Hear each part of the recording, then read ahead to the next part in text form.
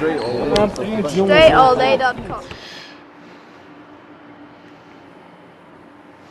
You are now tuned into the show where you learn the discipline to show up day after day, to do the work, the confidence to put yourself out there boldly and authentically, and the mental toughness to continue showing up, doing the work, putting yourself out there, even when the success you've expected to achieve has yet to be achieved. And on top of all this, you get a huge dose of personal initiative. That's the go-getter energy that moves any one of us, including yourself, to go and make things happen instead of wait for things to happen. And then we put all this together into a series of frameworks, approaches, insights, strategies, and techniques, all under the umbrella of one unifying philosophy that is called Work on Your Game. My name is Baldwin, also known as Dre All Day, and welcome to the show. And today's topic is how to invest in yourself and grow. And this is a series alert. This is going to be a series. This is going to be part 1 of 3. So I'm going to break this down to several points over the course of this episode and the following 2 episodes, how to invest in yourself and grow. Before we get into that, let me tell you all that I send out a daily motivation text every day to everyone who's in my text community. This message is guaranteed to keep you focused, sharp, and on point. Text me right now. Just let me know that you want to get the daily motivation every day. Starting tomorrow when I send it out, you shall receive. Secondly, your next step in going deeper into the Work on Your Game world is joining the university, Work on Your Game University, where you get a real life education in what we are doing out here and what we are serious about getting done out here. That is where you get access to all 20 plus of my courses, where you can get into my coaching program, and you get the daily, not the daily, but the monthly versions of the Black Book and the Bulletproof Bulletin mailed to your physical doorstep every single month. And yes, physical, not an email, but physically to your doorstep every month, 2 physical mailings. That is my deepest game in written material. All that being said, into today's topic, which again is part 1 of 3, investing in yourself and growing, which is something that I would assume you listen to a show called Work on Your Game, that you want to grow, you want to get better, and you're willing to put the resources into actually making that development take place. I'm just assuming that that's true. Now, if I'm wrong about that, you can let me know. You can text me and let me know. But I'm a strong advocate of investing in yourself, and also, since I have a brand called Work on Your Game, of course I'm all about professional and personal development. So I'm going to share some simple steps that everybody should be taking to continuously and ongoingly expand and advance yourself as a person. Point number 1. And again, we're going to break this down into, I think I got 9 total points here. Number 1, develop and set aside a budget for investing in yourself. Now, many people talk about investing in themselves, and many people say they want to invest in themselves and that they're serious about it, yet they don't even know when it comes time to actually make an investment in the form of money, because we have 5 forms of investment: time, money, attention, energy, and focus. When it comes time to put money into an investment, many people become gun shy, meaning they say that they want to do it and kind of want to do it, but then when it's time to actually do it, they don't really want to do it because they don't want to spend the money. Because one of the reasons that people don't want to spend money on investing in themselves is not necessarily because they don't have the money, is because they never thought about, hey, how much money should I be planning on actually spending or investing into myself this year? How much money am I going to put aside for buying books? How much money am I planning to spend on going to events or hiring coaches or signing up for courses? You should know how much money you're planning on investing in yourself for the year. And if you're not sure, go talk to someone who already does invest in themselves and ask them, hey, how much should I expect to be willing to invest in myself if I'm going to do this or if I'm going to do that? You need to have an idea of what this is, so that when it comes time to actually make an investment, you're not shocked by the concept of actually putting money into something. If you went to college, for example, and many of my listeners are college, either graduates or you at least attended some college, there was a budget for that. All right. Anybody here went to college completely for free? Nobody did.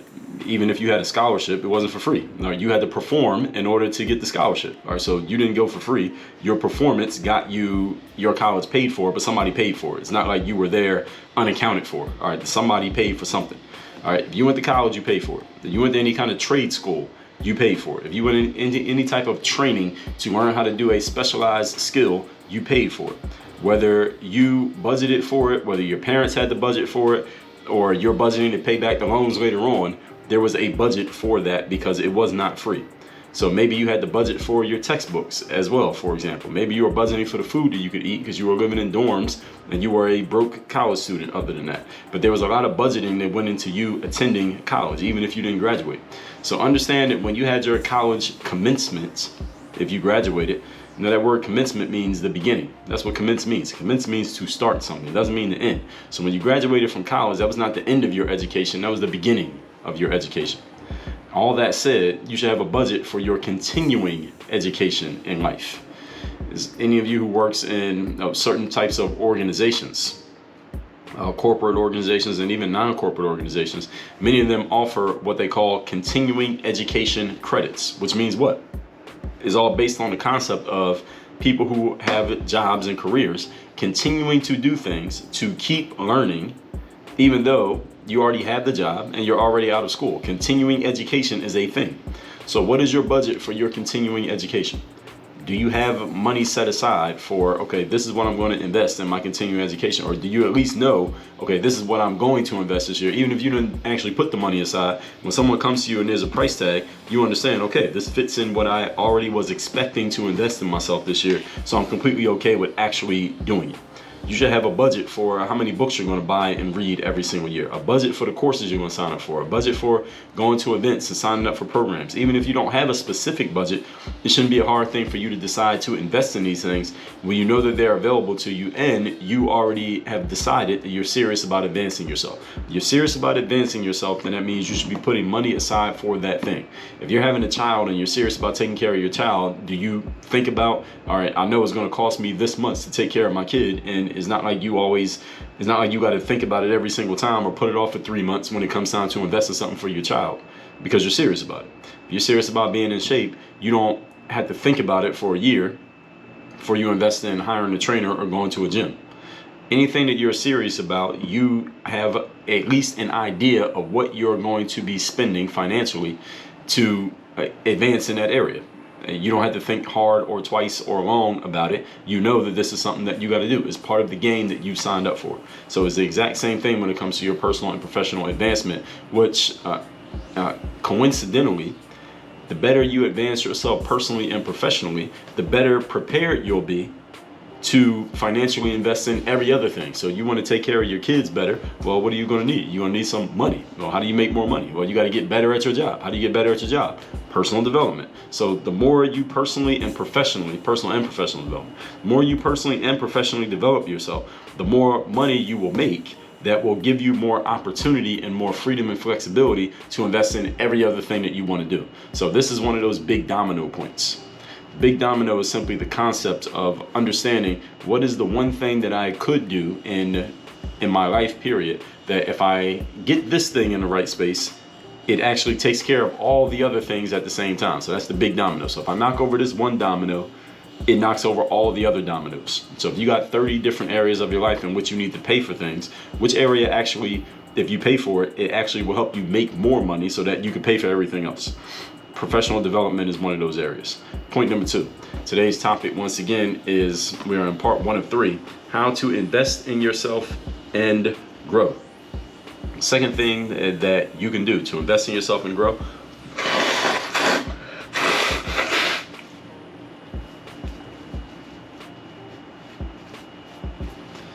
second thing is get clear on exactly what you want to get better at. Where exactly do you want to get better?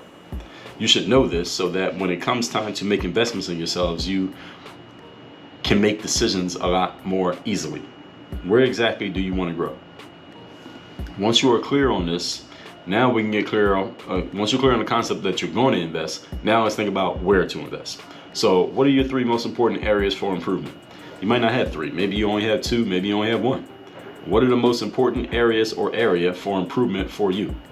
And listen, we don't even need to go deeper on what exactly you need to do in those areas, because in my experience as a coach, often people think that their problem is one thing when their biggest challenge is actually something completely different than what they thought they were bringing to the situation. People think, well, my problem is I don't have enough time, or I don't have enough money, or I don't have the right opportunity, or I just don't have the information, when their problem is actually none of those. The problem is something that they didn't even realize was an issue because they don't know what they don't know. They're asking themselves the wrong question, coming up with good answers to the wrong questions, and this is exactly why they're stuck. Because they simply don't know what they don't know. And this is one of the things that I mention a lot here on the show is asking yourself the right question. And when you ask yourself better quality questions, you get better quality answers. So you don't even need to go any deeper than what I just said. So you know you're going to invest in yourself. You know what area. So you know what general direction your attention needs to be going. We're not even going to get into the focus part yet, because once you start investing in that area, here's what's going to happen. The people in that space with whom you have invested, they are going to start helping you by directing you with better quality questions than the ones that you've been asking, so that you can actually start focusing on the real areas that are challenges that are not the same as the areas that you think are challenges. Because if the areas that you think are the challenges are actually the real issue, then you would probably have solved that problem already. You wouldn't have, that wouldn't be your main issue if that was actually the thing. That's usually not even the thing. So whatever you think is your main problem going into the detail is usually not it. Because if that was the case, I mean, you're a human being. Human brain is the most powerful tool known to man. You would have solved this problem already.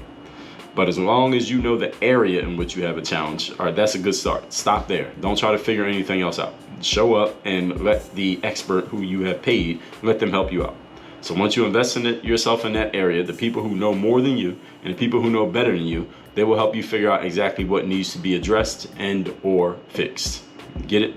So don't show up thinking, okay, I need you to help me with this in detail. Because again, if it was that simple, you would already figure that out, because all you had to do is go to Google, you get all the information that you needed. All right, so that's not what you need to do here. Just trust that whoever you are working with or wherever you choose to work with will be able to help you. Just get clear on the direction in which we need to go. Point number 3, today's topic once again is how to invest in yourself and grow. Third thing that you're going to do, use dead time to your advantage. This is a habit that you can start using in your daily life that will start helping you a whole lot, using dead time to your advantage. This is one you can do regardless of your budget, or regardless of whether you even have a budget, because you can use material that is already available to you to take advantage of this point right here. Dead time is that time in your day where you are not actively working on a specific thing, but your eyes and ears are available. So what you do at this time, and as it accumulates over months and years, it makes a big difference between people and where those people end up, and who those people end up becoming, if anything. So to give you some examples of dead time, if you commute every day to work, or you commute every day to school, what are you doing during that time of your commute? So if you have a 30-minute drive to work every morning and a 30-minute drive home from work every afternoon, what are you doing with that 60 minutes? Are you listening to Work on Your Game Masterclass? Are you listening to audiobooks? Are you taking that time maybe to make some extra business calls that you need to make? Are you listening to music instead? Are you listening to the radio? Are you scrolling through Instagram and trying to look at your phone and drive at the same time? What are you doing with that dead time? Because that hour is not really a lot of time in one day. But let's just say you have an hour every single day that you go to work. And let's say you go to work 250 days a year. That's 250 hours. How many different audiobooks could you listen to in 250 hours over the course of a year? And let's say that you put the audiobook on 1.5 or 2x speed, depending on your, how fast you can comprehend things and absorb information. You can go through a lot of audiobooks over the course of 250 hours. Let's just do the math on it. 250 hours, let's say an audiobook is about 4 hours long. An audiobook is 4 hours long, 250 hours. What is it? If I'm doing my math right, that's about 60 audiobooks, right? Let me make sure my math is right there. So let's just say 250 hours, and we'll say 4 hours, 62 and a half audiobooks, but let's just say we speed that up to 1.5 speed. So that means you can listen to a few more books. That's nearly 93.75. You can nearly listen to 100 audiobooks over the course of a year on 1.5 speed if you have an hour commute every day and you go to work 250 days out of 365 in a year. And that's not even counting the dead time that you have in days that you're not at work. On your weekends, let's say if you only work Monday to Friday, you probably have more dead time on the weekends than you have during the week. So you could consume over 100 books a year via audio on 1.5 speed, average book 4 hours a piece, if you did that with your dead time every day, instead of listening to a mixtape or just randomly listening to music or whatever else you happen to do during your commute. And that's just assuming you have an hour-long commute total. Let's just say, what if you had 2 hours of commuting time every single day? What if you had more than that? What if you're not driving? What if you're on the train or on the bus, so you don't even need to focus on the road? You just sitting there, you are completely idle. You can maybe put it on 2x speed because you got more. You could give more of your attention to the book because you're not driving a vehicle, you're not operating anything. You get a lot done in that dead time. So you see how this dead time can start to add up? The thing about the dead time is that it's a habit that has to be developed, that becomes a discipline simply because you have the structure of, this is what I'm going to do with this time every day. So once you get started, it actually becomes easy. But before you've done it, it may seem hard. If you're used to scrolling through your Instagram or Twitter during this time, rather than actually doing something that could actually make you smarter, better, and a more valuable individual. So if you commute every day, what are you doing with that time? Are you listening to something? Are you reading something? Again, there's an author. I heard of an author who he would have a 2-hour commute to and from work every day. He would be on the train. And over the course of a year, and those 2-hour commutes, this guy wrote an entire novel. He didn't listen to a novel or read a novel. He wrote a novel. So what are you doing during that time every day? Let's say you don't have that much of a commute. Let's say you walk to work and it's 10 minutes away. And you're walking, you probably can't read a book while you're walking. Maybe you can listen to an audiobook, possibly. But let's say you got to get dressed every morning. Most people do get dressed every morning. I don't think many of us sleep in the same clothes that we wear to work. So when you get dressed every morning and you're grooming yourself in the morning, doing your hair or brushing your teeth or washing your face or whatever you're doing, what are you doing during that time? All right, that takes you a good 10 to 30 minutes every day. Some of you longer than that. What are you doing before you go to bed at night? Are you browsing social media? Are you consuming nonsense? Are you doing that? Are you using that time to enrich your mind? There's these little pockets of time. And again, I'm not saying you have to be so strict about this that if you have 2 minutes, for example, let's say you're at work doing some work and you go to the bathroom, it takes you 2 minutes. You don't have to use that 2 minutes to listen to 2 minutes worth of an audiobook. What I'm saying is on a daily basis, you have these pockets of time where your hands may be occupied, but your eyes and ears are available, and it's every single day in the same spaces. What are you doing with that time? That's what we call the dead time. What are you doing with that time? Those of you who work out every day, there are many people who reach out to me and tell me that, Dre, I listen to your show. Either, I hear this often from people, either I listen to your show when I'm going to work, like in their car, going to work, or on the train or public transportation, going and coming from work, or I listen to you while I'm working out. So those of you who, let's say you take a walk in the morning, or you go to the gym and you do a workout, many people listen to podcasts while they're working out. Personally, I don't listen to podcasts while I'm working out. What I do, I listen to music while I'm working out. I listen to podcasts in all my other times. So in the times when I'm washing my face, brushing my teeth, shaving, those things take a certain amount of time. I know they're going to take a certain amount of time. I'm looking at 15 to 30 minutes pockets of time every single day. So I know I have somewhere between 30 and 90 minutes every single day where I have these pockets of time. I like to run outside. I talk about this often. When I'm done my running, I do this thing called foam rolling. Some of you know what that is. If you don't, you can look it up. But I do foam rolling and stretching. I put ice on my different parts of my legs. That stuff takes me a good 20 to 30 minutes every single time that I do it. And I can consume material I can consume a lot of material in a short period of time. So I consume material at I don't know what just happened there. All right. Hold on. And I can consume material at a lot of material in a short period of time. So what I do is I can put stuff on 2x speed, and I consume audiobooks and podcasts at 2x speed. So knowing that I have that anywhere from 30 to 90 minutes every single day at least of dead time where my hands may be occupied and even my eyes may be occupied, but my ears are not. I don't need to actually be thinking about anything. I can consume a lot of material. So that's how I'm able to consume so much. One of the reasons that I'm able to produce so much material, for example, this show and my books and the bulletproof bulletins and the black books and all of those things, is not because I'm just this evil genius who just gets these ideas just popping into my head out of nowhere. It's because I consume a lot of material. And because of the material that I consume, I get new ideas. I combine the material that I consume with the way that I already think and my own personal experiences. I put those three things together and I come up with new stuff. That's the way I'm able to produce so much material that I have here. I would love to say just because I just get these ideas out of nowhere, but that's not the case. So what are you doing with your time? That dead time is a big thing that anybody can use regardless of your budget for investing or whether you even have a budget for investing. All that said, let's recap today's class. This is part 1 of 3, how to invest in yourself and grow. Point 1, develop and set aside a budget for investing in yourself. If you are serious about investing in yourself, you need to have a budget. I'm talking about financially. What are you going to spend on a monthly or yearly basis for investing in yourself? If you don't have that, then you can't call yourself serious about something. Again, if you're getting married, do you set aside a budget?